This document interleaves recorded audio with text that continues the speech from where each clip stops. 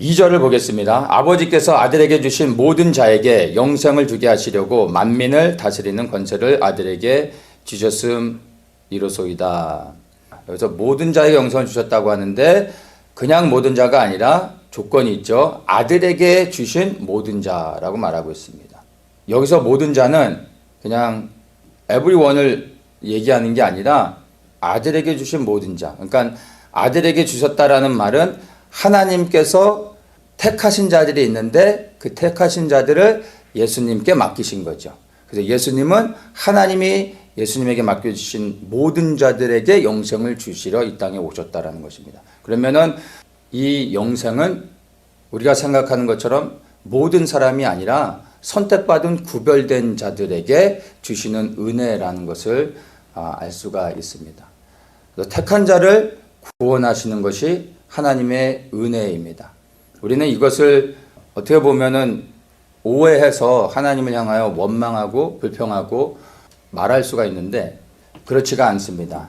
하나님과의 우리와의 관계를 우리가 바로 알면은 사실 택한 자를 구원하신다라는 이 말씀이 우리에게 은혜가 되어지는 겁니다. 이 택한 자를 구원하신다고 할 때 이 택한 자는 하나님이 미리 아신 자들을 택하시는 겁니다.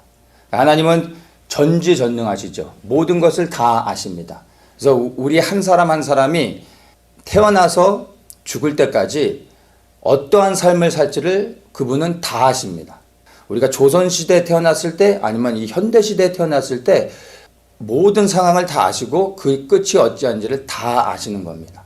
살아가면서도 이러한 상황 가운데 우리가 이것을 선택했을 때는 그 끝이 어떠할지, 저것을 선택했을 때 그 끝이 어떠할지 우리의 모든 것을 다 아시는 분이 하나님이십니다. 이게 어떻게 가능하냐면 그분은 전지전능하시기 때문입니다. 그런데 하나님께서 우리 각자를 하나님의 방법으로 가장 선한 하나님의 은혜 안에서 우리를 하나님의 주권적 섭리 안에서 가장 좋은 시간에 하나님의 방법으로 우리를 이 땅 가운데 보내신 겁니다. 그래서 하나님의 전적인 주권에 있음을 우리가 이제 고백할 수밖에 없습니다. 하나님이 택하신 자를 구원한다고 했을 때 이것을 우리가 잘못 오해해가지고 하나님이 택한 자를 구원하면 이미 구원받을 자들은 정해져 있고 그러면은 그 구원받을 자들은 아무것도 하지 않아도 이미 그들은 다 때가 되면 하나님이 구원하시니까 그럼 우리가 아무것도 할 것이 없지 않습니까? 그러면 우린 뭘 합니까? 그러면 그냥 구원받을 자는 구원받고 또 열심히 예수님을 믿어도 구원받지 못할 자는 지옥에 가는 거라면 우리가 교회 나올 필요가 뭐가 있습니까? 라고 이제 말할 수가 있지만 그러나 그것은 이제 하나님의 그 택한 자를 구원하신다라는 의미를 잘 이해하지 못해서 그러는 겁니다. 하나님은 우리의 모든 것을 다 알고 계시기 때문에 구원받을 만한 믿음이 있는 자들, 하나님의 은혜의 그 구원의 메시지를 들을 때 반응하고 그리고 하나님께 나오는 자들이 누구인지를 아시고 그들을 찾아가 주시고 그들에게 기회를 주시는 겁니다. 그리고 그들을 구원해 주신다는 것을 우리가 알 수가 있습니다. 사울과 다윗을 예로 들 수 있는데 이스라엘의 첫 왕인 사울을 하나님이 택하셨어요. 하나님이 택하여 세우시고 하나님이 기뻐하셨습니다. 근데 그의 인생의 끝은 하나님을 대적하고 불순종하는 결과를 맞이했습니다. 그 다음에 하나님이 또 다윗을 택하셨습니다. 근데 그는 넘어지고 범죄하여 실패한 적도 있었지만 다시 돌이켜 회개하고 하나님께 돌아오고 하나님을 영광스럽게 했던 것을 볼 수가 있습니다. 하나님이 구원받을 자를 택하여 주셨지만 우리가 어떻게 반응하느냐에 따라 그 인생의 끝은 달라지는 것입니다.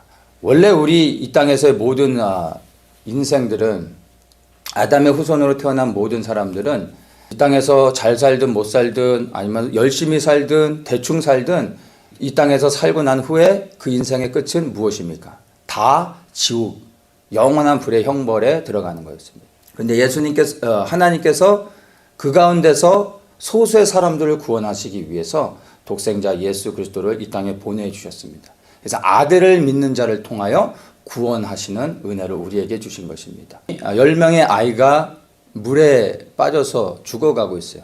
근데 구주요원이 물에 들어가서 이제 한 명을 구조했습니다. 9명은 물에 빠져 죽었어요. 그 9명의 아이들의 부모가 와가지고 이 구주요원의 멱살을 붙잡으면서 왜 우리 아이를 살리지 못했냐고 이제 뭐라고 막 이제 항의하는 겁니다. 그런데 이 9명의 부모들이 와서 그 사람을 붙잡고 막 그 사람을 욕하고 뭐라고 막 말하지만 딱 한 사람은 아무 말 하지 못하는 사람이 있습니다. 그 사람이 누구입니까? 바로 그 구주요원이 살려준 자녀의 부모입니다.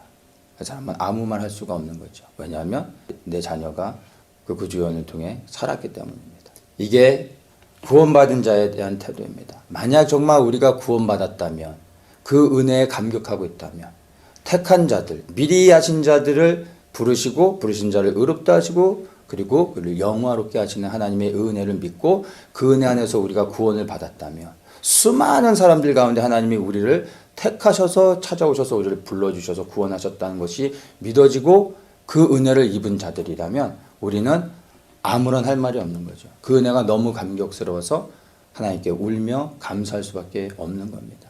근데 누가 이 택한 자를 구원했다는 것을 원망하고 불평하고 반박을 하려고 합니까? 믿지 않는 자들, 이 구원의 은혜 안에 들어가지 않는 자들, 예수 그리스도의 그 구원을 받아들이지 않는 자들이 바로 이것들을 불평하는 겁니다.